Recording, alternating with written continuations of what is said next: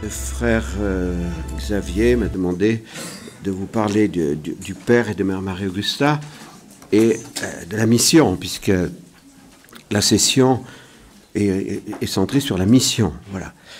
Alors, bon, je n'ai pas fait de causerie, de conférence, je parlerai du cœur. Donc, d'abord, le père et Mère Marie-Augusta sont tous les deux, on peut dire, des fruits du diocèse de Viviers, même si le père est né dans la Drôme, je dirais par accident, parce que son père travaillait à ce moment-là dans la Drôme, au moment où il est né, mais ils sont tous les deux ardéchois. Donc, Mère Marie-Augusta, elle est née à Annonay en 1907, et le père, lui, est né donc en 1914, voilà, donc quelques mois, il est resté quelques mois dans la Drôme jusqu'à ce que son père revienne à Privas, parce qu'ils étaient de Privas. Alors, je commence par le père, pour mieux vous situer un petit peu, puisque c'est lui le fondateur, et puis ensuite, même si Mère Marie-Augusta est plus âgée que lui de 7 ans, on reprendra avec Mère Marie-Augusta. Donc, le père a reçu, on peut dire, par sa famille, eh bien, une éducation catholique, très chrétienne. Petit enfant, il allait tous les jours à la messe avec sa maman, à la chapelle du Sacré-Cœur. Donc, il a cette dévotion au Sacré-Cœur qui s'est imposée, on peut dire, voilà, petit à petit en lui. Hein. Et surtout, il a été très marqué par le scoutisme. Voilà. Donc, à Privas, dans les années 20, donc, puisqu'il a fait sa promesse scout en 1926, il y avait une troupe scout. Troupe scout, à l'époque, il n'y avait pas beaucoup dans tous les départements de France. Hein, et c'était le tout début du scoutisme. Et là, vraiment, ça l'a façonné. Voilà. Il a été conquis dans le scoutisme par l'éducation, hein, l'éducation intégrale, et ça l'a beaucoup passionné. C'est pour ça qu'il a désiré être chef, hein, pour éduquer. Il a été aussi conquis par la dévotion à Notre-Dame-des-Neiges. C'est dans le scoutisme qu'il a eu cette dévotion à Notre-Dame-des-Neiges, parce que les scouts de France, puisqu'à l'époque, il n'y avait que les scouts de France, hein, en 1926, il n'y avait pas d'autres scouts, eh bien, c'était Notre-Dame-des-Neiges qui était leur guide, hein, leur patronne. Voilà. Donc, c'est là qu'il a bien reçu tout cela. Et il a développé, justement, à partir de sa connaissance des évangiles, parce qu'il a beaucoup étudié les évangiles, il a beaucoup étudié comme Jésus, comme le chef scout. Vous voyez, donc ça l'a beaucoup marqué. Et comme le père Sevin, qui a fondé le scoutisme catholique, avait envisagé de commencer l'ordre scout, le père a été conquis par cela. Donc, à l'âge de 17 ans, il fallait qu'il fasse un choix. Il n'a pas fait de petit séminaire. Donc, à 17 ans, il avait fait un collège, un lycée. Et à 17 ans, il fallait faire un choix. Donc, un choix, que faire se préparer pour fonder une famille. Bon, dans l'avenir, hein, il n'avait que 17 ans. Ou se préparer en vue du sacerdoce. Donc, il a fait son élection en suivant un petit peu les conseils de Saint Ignace de Loyola, et il a vu un peu toutes les raisons pour lesquelles voilà, il se préparerait à fonder une famille, avec, bon, il y avait pas mal de raisons, parce que tout ça, c'est Dieu qui a voulu la famille, etc. Et puis, de l'autre côté, les raisons pour lesquelles il serait prêtre. Et il avait plus de raisons d'être prêtre. Donc, c'est pour ça qu'il a fait le choix d'être prêtre. Il a correspondu avec le père Sevin, donc le père Jacques Sevin, hein, qui maintenant, l'héroïcité de ses vertus a été déclarée, qui était jésuite.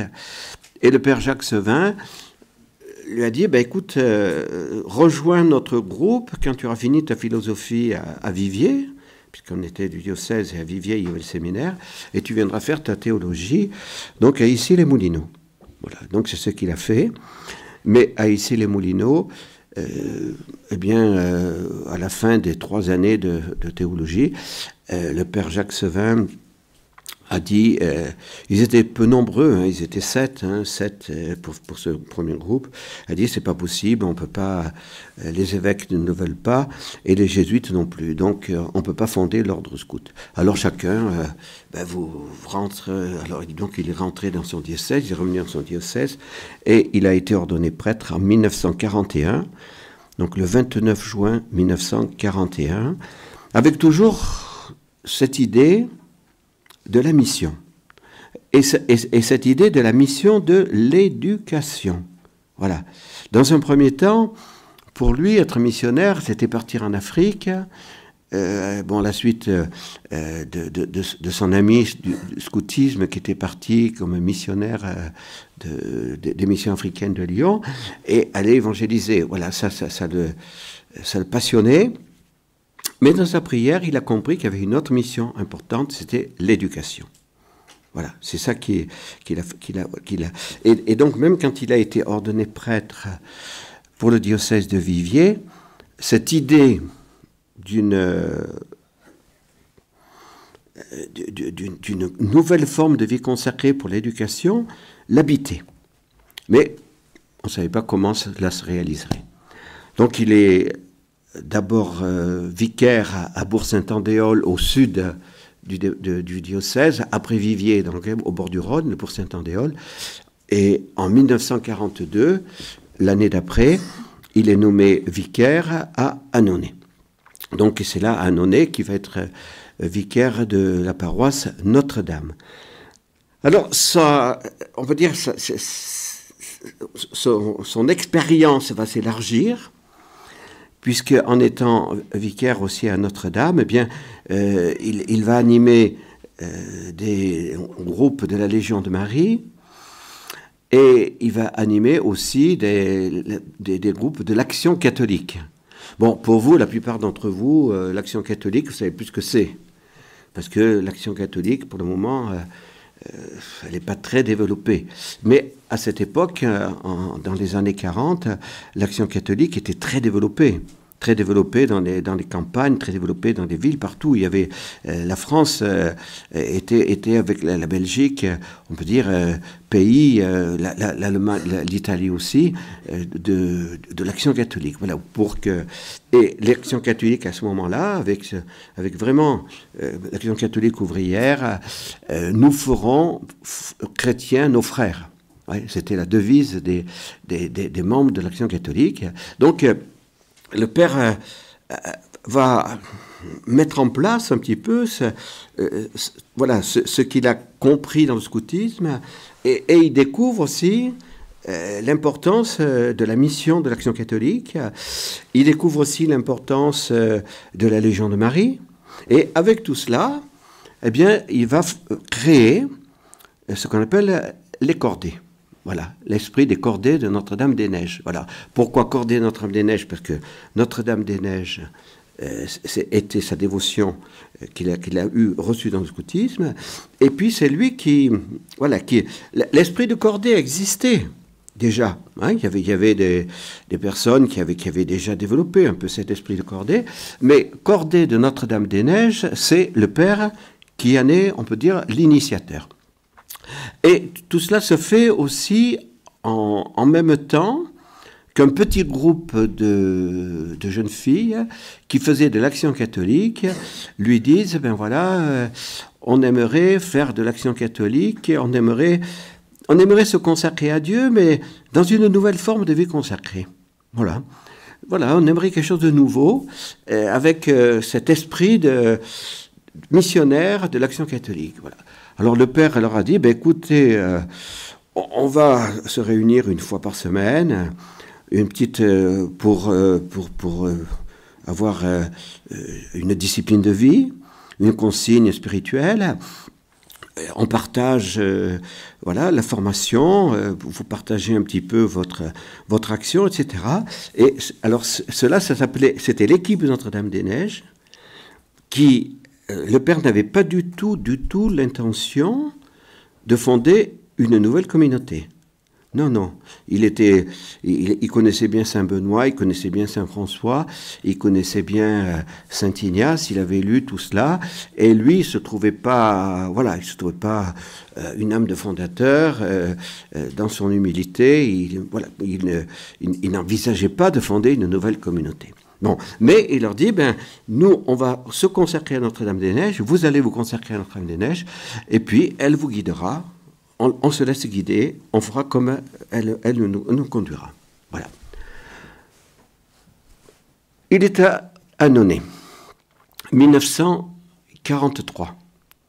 1943, bon, vous n'avez pas tous l'histoire de France bien en tête, les Français ne sont pas si forts que cela en histoire, mais enfin, bon, vous connaissez bien un petit peu certaines choses quand même.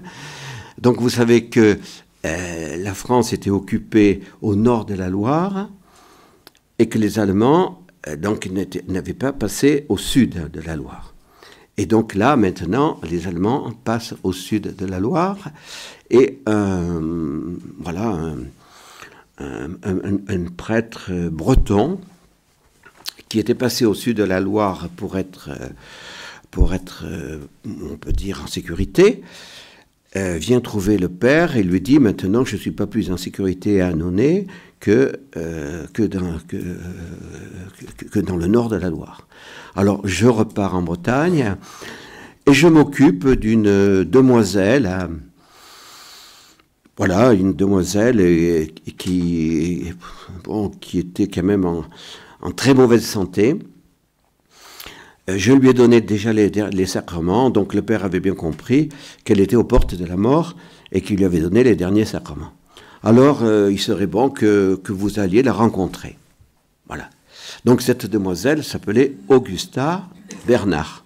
Bernard, c'était son nom de famille. Voilà. Donc, maintenant, quand on parle de Mère Marie-Augusta, si vous avez vu au cimetière Mère Marie-Augusta, vous avez vu qu'il y a une plaque avec une dame qui s'appelle Bernard. C'est la maman de Mère Marie-Augusta, qui est enterrée aussi là. Voilà. Donc, en mars 1943, pour la première fois, il rencontre cette demoiselle, Augusta Bernard. Donc, elle a 1907-1943, 36 ans. Lui a à peine 30 ans, 29 ans. Première rencontre, comme dira le père, banale. Voilà. Première rencontre banale, on a fait quelques petits échanges très bien. Et à la fin, Augusta Bernard demande la bénédiction du père. Donc, bon, ça a quand même mis en confiance le père, parce que bon, ça lui a montré qu'elle avait confiance dans la bénédiction d'un prêtre. Donc, il lui a donné sa bénédiction. Le dimanche, il la voit à la messe. Conclusion, pour lui, elle n'était pas si malade que ça. Voilà. Donc, première rencontre à Annonay. Alors, qui est Augusta Bernard ? Donc il faut revenir un petit peu en arrière. Donc elle est née à Annonay. Bon, je pense que tous vous avez entendu parler d'Annonay, même si en Ardèche on n'a pas des villes d'1 million d'habitants. Hein, on n'a que des petites villes de 10 à 15 000 habitants, c'est tout. Bon, mais Annonay on connaît avec la montgolfière, les ponts suspendus. Donc on a quand même pas mal de personnes qui ont fait des inventions importantes à Annonay. Voilà, la papeterie, la tannerie, tout ça, c'est bon. C'était bon. Aujourd'hui, tout ça, malheureusement, est bien tombé. Hein. Mais donc Annonay, qui est pas très loin de Lyon, voilà. Et c'est là qu'est né Augusta Bernard. Son père était militaire. Elle a fait bon son catéchisme. Elle a fait les sacrements. Et puis on peut dire qu'après sa première communion, profession de foi, eh bien, elle laisse tomber carrément Jésus. Donc Augusta Bernard, elle a eu une adolescence, on peut dire, elle a laissé tomber Jésus. Voilà. Hein, donc elle a fait ses sacrements, tout cela. Et puis, en laissant tomber Jésus, d'un certain côté, eh ben, on est un peu aussi en froid avec sa famille. Et donc, vers l'âge de 20 ans, elle prend un peu du large et elle monte à Paris pour être fille au père et pour faire des études d'infirmière au cours du soir. Parce que comme ça lui permettait de faire ses études d'infirmière. Et c'est là qu'il va arriver on peut dire, quelque chose qui va être sa conversion. Il y avait un professeur qui était un pervers. Mais dans sa pureté, dans son instinct de grande pureté, elle ne se rendait compte de rien. Voilà. Et ce professeur, invitait à tour de rôle, les élèves infirmières à venir le trouver pour aider, pour les aider dans leur cours, etc. Bon, tout ça, c'était un manège. Et un jour, le professeur invite Augusta Bernard, qui ne se doute absolument de rien, mais absolument de rien. Et c'est quand elle est chez lui qu'elle se doute, qu'elle comprend le piège.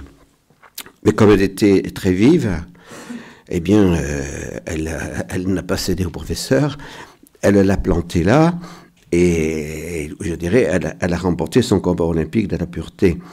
Ce professeur s'est vengé et lui a refusé son diplôme d'infirmière.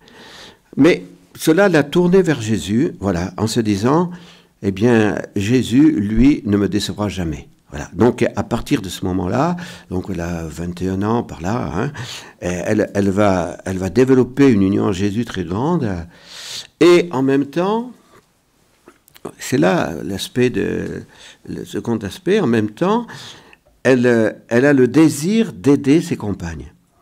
Parce qu'elle se rend compte que toutes cédaient les unes après les autres à ce professeur. Et ça l'a bouleversée. Voilà. Jamais elle aurait imaginé ça. Et donc elle se dit, il faut que je développe mon union à Jésus, et il faut aussi que j'aide mes compagnes à s'éduquer, je dirais, au niveau de la pureté, au niveau de la force.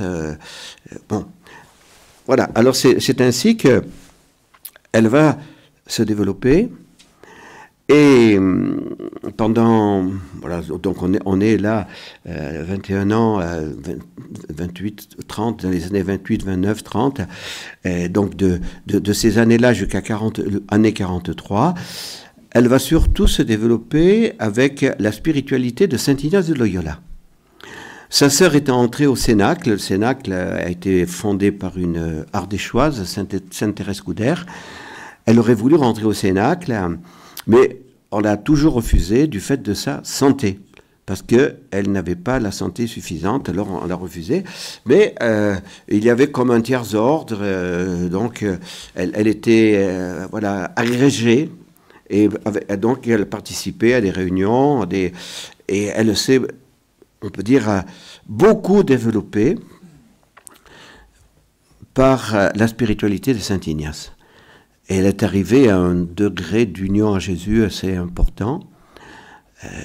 Et elle revient à Annonay. Elle était très malade. Et là, à Annonay, il y avait des personnes qui venaient la rencontrer parce que elle avait des bons conseils, elle donnait des bons conseils. Voilà. Donc, c'est dans ces conditions qu'elle rencontre le Père. Donc, on est en 1943. Le Père, dans un premier temps, ne se précipite pas. Augusta Bernard ne se précipite pas non plus. Et donc, petit à petit, le Père commence à la connaître un peu plus, parce que elle participe à des activités sur la paroisse, puisqu'elle était sur le territoire de la paroisse Notre-Dame. Et le Père voit de plus en plus une âme d'exception.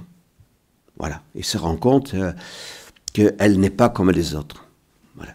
Et d'autant plus qu'il sait, petit à petit, il connaît ses problèmes de santé. Elle ne peut pas dormir la nuit dans un lit. On peut dire qu'elle ne pouvait pas dormir à cause de son cœur. Elle était obligée de suffoquer dans un fauteuil. Lorsqu'elle montait les escaliers pour aller chez elle, eh bien, il lui fallait un temps fou pour arriver à monter les escaliers. Et dans la journée, eh bien, elle s'occupait des enfants. Les jeunes filles qui étaient beaucoup plus en forme qu'elle étaient épuisées et elle avait toujours de l'énergie. Donc le père se dit, là, c'est quand même quelque chose qui n'est pas normal. Elle est quand même, elle n'est pas comme les autres. Donc il a compris qu'elle avait une grâce tout à fait particulière de Dieu, et que Jésus la soutenait, que voilà. Alors arrive, je dirais, le moment où il faut que Augusta Bernard fasse un choix, puisqu'au Cénacle on la refuse, et qu'elle avait toujours le désir de devenir contemplative. Voilà, puisque on peut dire son désir d'union à Jésus, grandement ce désir d'être contemplative, mais en même temps, n'oublions pas, quand elle s'est convertie, que son désir aussi était d'éduquer les jeunes filles qui étaient avec elle. Donc la contemplation pure, c'était pas tout à fait sa vocation. Mais voilà, elle pensait que c'était ça sa vocation, la contemplation pure. Alors, une sœur qui est toujours vivante, là, d'ailleurs, qui est au Grand Fougeray, qui s'appelle Sœur Claire, avait demandé d'abord au père, est-ce qu'on ne pourrait pas proposer à Augusta Bernard de faire partie de l'équipe Notre-Dame-des-Neiges. Donc on est en octobre 1944. Voilà. Hein. Donc Augusta Bernard n'a pas encore choisi le père comme directeur spirituel. Oui, on peut dire qu'ils sont pas. Pourtant, elle sait très bien la grâce qu'elle a reçue lors de la bénédiction du père. Le père ne le saura que plusieurs années après, que justement c'est cette bénédiction qui lui a obtenu une grâce de santé. Voilà. Alors, elle fait une retraite avec un père jésuite. Cette retraite parlait des exercices de Saint Ignace et de la dévotion au Sacré-Cœur de Jésus. Et dans cette retraite, le père jésuite va leur expliquer que la contemplation pure n'est pas forcément la vie la plus parfaite. Voilà. Et il lui fait comprendre que Jésus n'a pas été un contemplatif pur, que Jésus a exercé la mission, que saint Ignace de Loyola, après sa conversion, avait désiré être chartreux, mais justement, dans les retraites, dans l'aide qu'un prêtre lui a apportée, eh bien, il a compris que pour lui, Ignace de Loyola, il y aurait plus de gloire à rendre à Dieu d'accomplir la mission plutôt que d'être chartreux. Voilà. Et c'est pour ça qu'il va prendre comme devise pour les jésuites ad maiorem Dei gloriam. Alors, il y en a parmi vous qui ont fait du latin. Donc, ad maiorem Dei gloriam, pour ceux qui ont fait du latin, c'est un comparatif. Ce n'est pas un superlatif. Le superlatif, ça serait ad maximam Dei gloriam. Mais en français, on le traduit par un superlatif, pour la plus grande gloire de Dieu. Voilà. Donc non, c'est pour toi, Ignace, il y a plus de gloire à rendre à Dieu d'être missionnaire que d'être purement contemplatif. Alors cela va éclairer Augusta Bernard. Elle comprend que la mission n'est pas un obstacle à l'union à Dieu. Et qu'au contraire, eh bien, se donner, entraîner à l'amour, entraîner, etc., eh bien, ça va permettre à Jésus de conquérir les âmes, etc. Donc, elle se donne à Jésus avec le désir d'être apôtre de son cœur et de rentrer dans cette petite équipe de Notre-Dame-des-Neiges. Bon, donc c'était une toute petite équipe. Hein. Donc elle rentre à la fin du mois d'octobre 1944 dans cette petite équipe, et pour la fête de Saint Jean-François Régis, du 16 juin 1945, elle va devenir la responsable de cette équipe, parce que elle a bien évidemment une vie d'union à Jésus beaucoup plus grande que les autres, des capacités de chef, des capacités d'éducation, et le père avait bien compris qu'elle devait être, on peut dire, responsable de cette équipe. Seulement, le 16 juin, elle était mourante. Alors, l'équipe se retrouve à Annonay, chez Augustin Bernard, et le père dit aux membres de l'équipe, soit on lui donne les derniers sacrements, et voilà, on va l'accompagner pour sa mort, soit on lui donne la responsabilité de l'équipe. Donc, le bon Dieu n'a pas permis qu'elle meure ce jour-là, et on lui a donné la responsabilité de l'équipe. Une des premières, on peut dire, voilà, première collaboration entre le père et Augustin Bernard va être la tenue du carnet de cordée. Voilà, c'est tous les deux qui vont mettre au point les rubriques du carnet de cordée. Voilà, bon, là, il y en a plusieurs parmi vous qui suivent ces rubriques du carnet de cordée. Alors, c'est là, justement, ce travail d'éducation. On voit très bien l'importance. Bon, d'abord, dans cette tenue de cordée, il y a d'abord toujours une première partie, discipline. Voilà. Donc, si on n'a pas une petite discipline de vie, eh bien, on va partir dans tous les sens et on ne fera pas de la mission. Voilà. Donc, il nous faut une certaine discipline de vie. Voilà. Puis après, bon, je ne vais pas vous dire toutes les rubriques du carnet de cordée. Il y a la consigne de cordée. Voilà. Puis il y a la formation. Hein, parce que là aussi, le père avait vu l'importance de la formation. Il avait vu l'importance, justement, surtout par son expérience avec l'Action catholique. Il avait vu qu'il y avait beaucoup de générosité. Bon, ces ouvriers qui partaient en usine le matin avec ce désir de conquérir les frères, de les conquérir au Christ, ben, c'était beau, mais il manquait des racines. Voilà, il manquait une formation. Mais la formation, il ne faut pas qu'elle soit simplement intellectuelle. Donc là aussi, par son expérience qu'il avait eue dans les séminaires, eh bien, il avait vu aussi que la formation intellectuelle et spirituelle n'était pas suffisante, il fallait une formation humaine. Il fallait que le prêtre soit humain.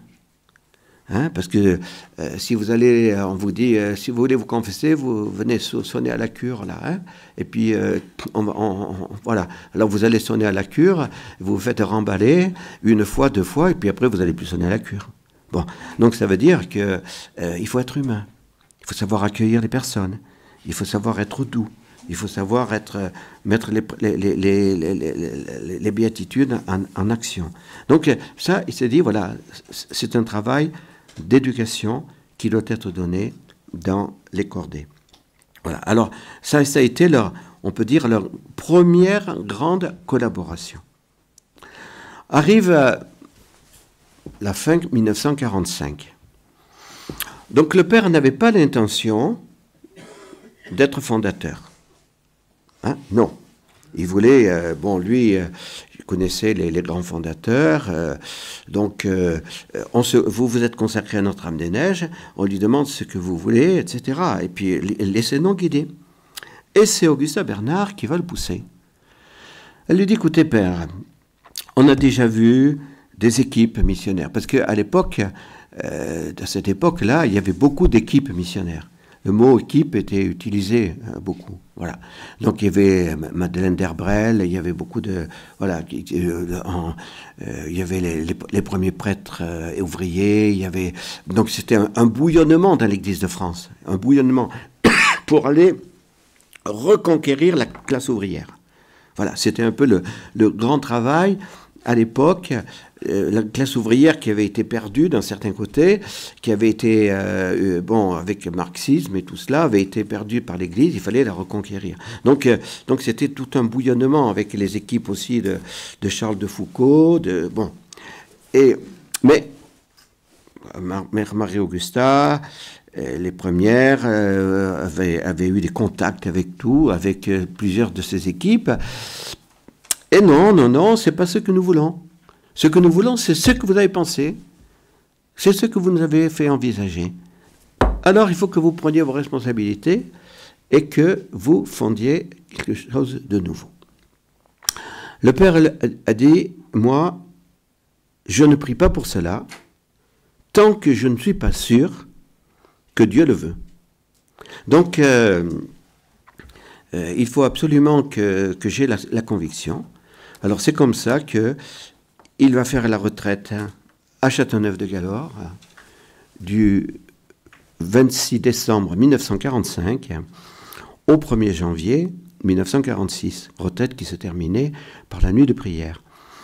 Et il fait cette retraite essentiellement pour parler avec Marthe Robin, pour obtenir de Marthe Robin la lumière qu'il attend. Voilà.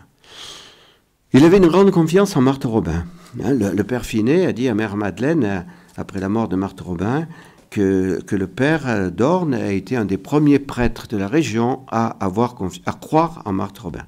Voilà. Donc, cette rencontre avec Marthe a obtenu au père la conviction qui lui manquait.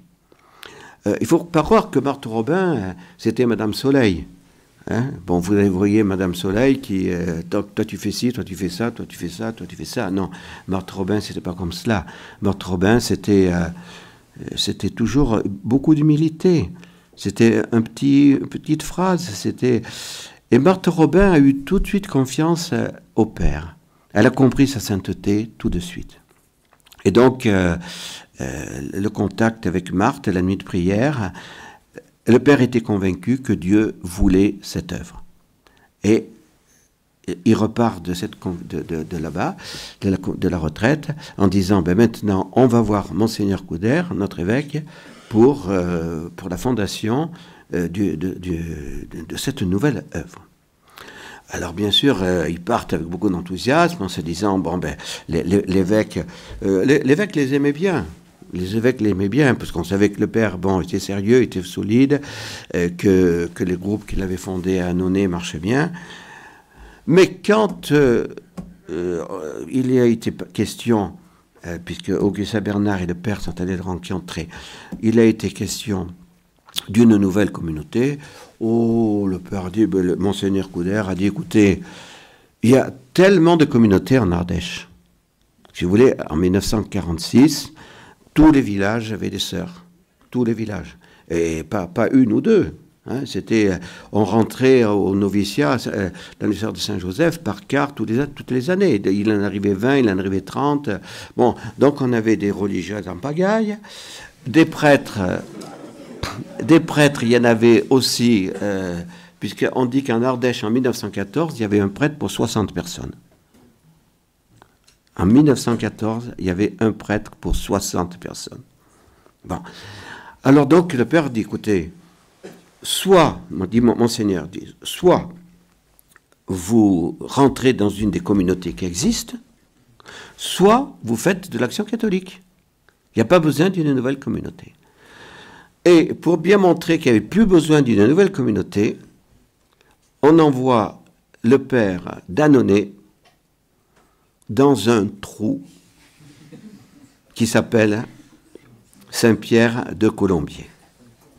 Alors comme il y en a 3 de Saint-Pierre de Colombier, là, il ne faut pas trop leur dire c'est un trou, etc. Non, c'est un village qui maintenant, on en parle partout dans la France maintenant. Hein. Voilà, puisque même Jean-Paul II en a parlé du balcon à Saint-Pierre de Rome, Saint-Pierre de Colombier. Voilà. Donc c'est plus maintenant un village inconnu. Mais à l'époque, c'était un village inconnu pour beaucoup. Donc il se retrouve ici à Saint-Pierre de Colombier. C'était une épreuve. C'était une épreuve. Bon, il était obéissant, il a été nommé le 11 février 11 février, hein, vous voyez ce que c'est, Notre-Dame de Lourdes. Vous voyez, donc, il y a la Sainte Vierge qui est derrière. Voilà. Et puis, quand il arrive ici, eh bien, il y a ce vœu qui avait été fait par un petit groupe de femmes. Hein. Il n'y a aucune trace de ce vœu. Aucune trace de ce vœu. Parce que tout ça a été fait dans l'urgence. Bon, nous avons parmi nous une jeune fille qui est allemande, donc on ne peut pas parler de tous ces problèmes, mais bon, elle sait très bien ce que ça a été le nazisme, hein, elle sait très bien, les Allemands souffrent beaucoup de tout cela. Hein, et donc, les Allemands remontaient de la Provence, puisqu'il y a eu le débarquement en Provence, et en 1944, on craignait beaucoup qu'il y ait des vengeances, puisque ici, il y avait eu un maquis, il y avait eu des assassinats, bon, voilà. Donc, ce vœu a été fait le 23 juillet 1944, dans l'urgence, par un petit groupe de femmes, hein, et pour dire, si notre village est protégé, nous ferons ériger une statue. Et quand le père est arrivé, la statue n'était toujours pas érigée. Voilà. Donc, vous connaissez toute la suite de l'histoire. Je n'ai pas besoin d'insister beaucoup. L'évêque a béni la statue le 15 décembre 1946. C'est pour ça que la fête de Notre-Dame-des-Neiges est toujours autour du 15 décembre.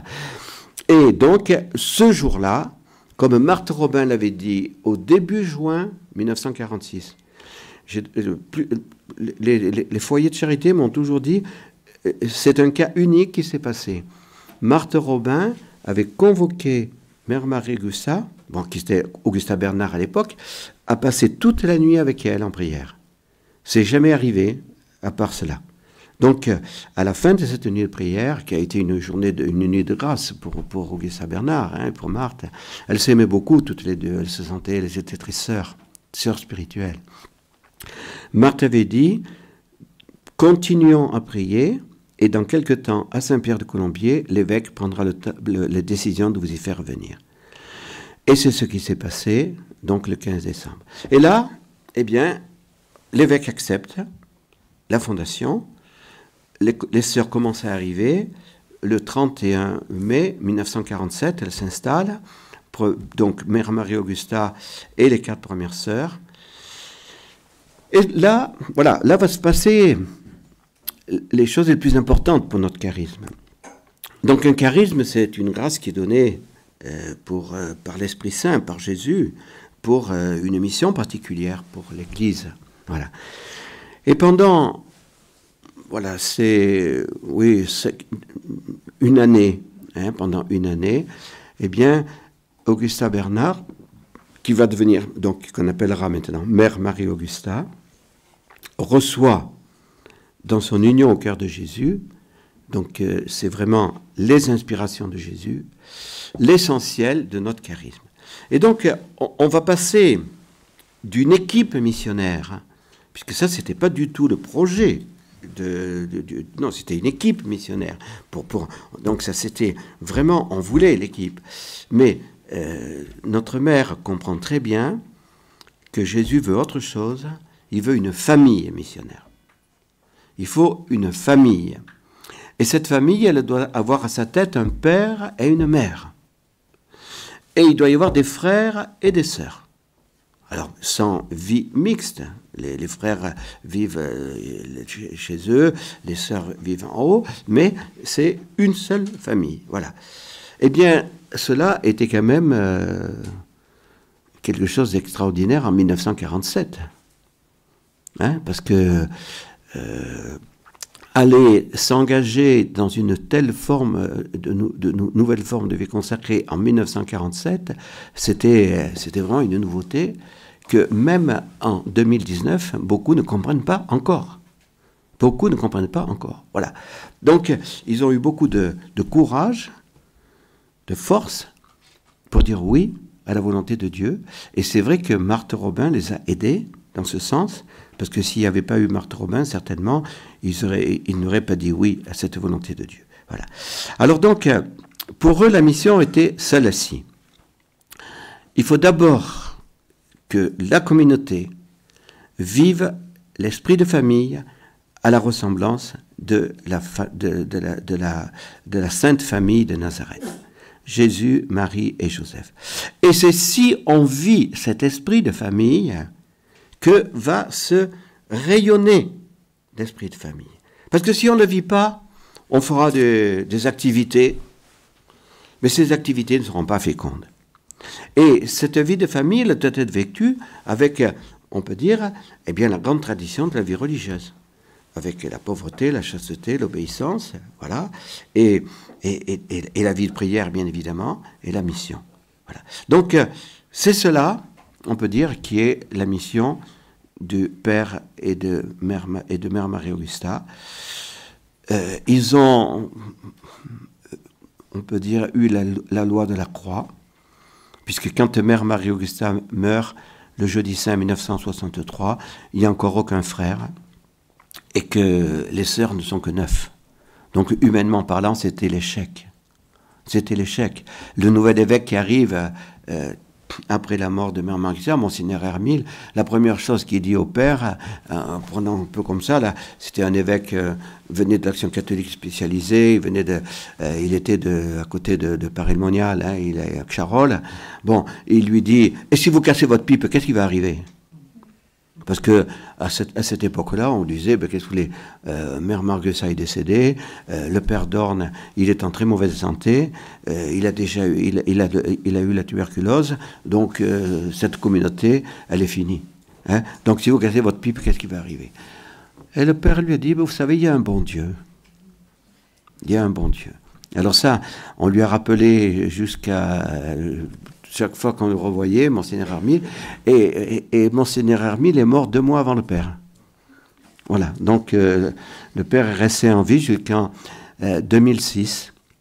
Et donc jusqu'en 2006, eh bien voilà, il a écrit nos constitutions, notre règle, il a fait les fondations, puisque ce matin, frère Jean-Régis vous a parlé des fondations, hein, donc c'est lui qui a fait toutes ces fondations, et que maintenant, eh bien, il faut que nous développions. Voilà.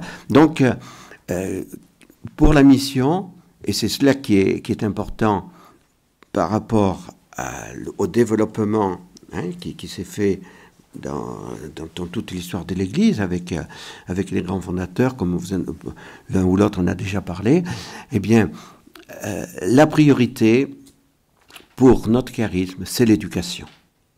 Voilà. Et aujourd'hui, c'est une grande priorité. Et justement, l'éducation des parents, pour que les parents soient des éducateurs pour leurs enfants, éducateurs humains, éducateurs chrétiens, voilà, et avec l'apostolat des apôtres de l'amour. Là aussi, lorsque Augusta Bernard et le père sont arrivés à ont commencé à Saint-Pierre de Colombier, cette mission apôtre de l'amour, on n'en parlait pas. Donc elle vient de Jésus. C'est pas eux qui l'ont inventée, elle vient de Jésus. Elle vient du cœur à cœur de notre mère avec Jésus, de cette inspiration qu'il lui donne. Et dans sa prière, votre mission, c'est apôtre de l'amour. Ce qui est très intéressant, que nous avons découvert il y a 3 ans, voilà, c'est que Jésus lui-même avait dit à un petit Vietnamien, qu'on appelle le petit Van, que en France allaient naître les apôtres de l'amour. Il y en a parlé en 1945. Et en 1945, il n'était pas encore né. Et donc, 2 ans plus tard, ici, le cœur de Jésus inspire à Mère Marie-Augusta. Votre mission, c'est apôtre de l'amour. Voilà. Donc, voilà, apôtre de l'amour qui se fait... et c'est ce qu'a exercé notre mère, vous voyez. Notre mère aurait aimé aller à Paris, aller à Lyon, aller parcourir les bidonvilles. Elle avait un charisme extraordinaire. Simplement de rencontrer une personne pendant 2 minutes, elle rayonnait l'amour de Jésus. Et cette personne était conquise par cette papa. Voilà. Mais il a fallu qu'elle reste à Saint-Pierre de Colombier. Alors, vous avez vu à la messe ce matin, en gauche, sur le côté, une dame qui a 97 ans aujourd'hui. C'est elle, à Saint-Pierre de Colombier, qui a le mieux compris Mère Marie-Augusta. Donc si vous la voyez à la messe demain ou dimanche, vous pourrez lui poser des questions, elle vous répondra. Et donc, elle me l'a dit cela il y a 1 mois et demi. Augustin Bernard lui a dit, tu sais, Marguerite, hein, j'ai eu de l'apostolat à Paris, j'ai eu de l'apostolat à Lyon. Et elle était très tentée de partir à Paris et à Lyon. Elle lui dit, mais tu sais, Marguerite, pour rester à Saint-Pierre de Colombier, qu'est-ce que tu crois? Si ce n'était pas Jésus qui le voulait, j'y resterais pas. Et oui. Hein? Donc, elle a obéi, et on peut dire qu'au ciel, maintenant, elle agit. Voilà. Hein? Alors, ça vous permet comme ça de comprendre un peu plus ce qu'est la mission.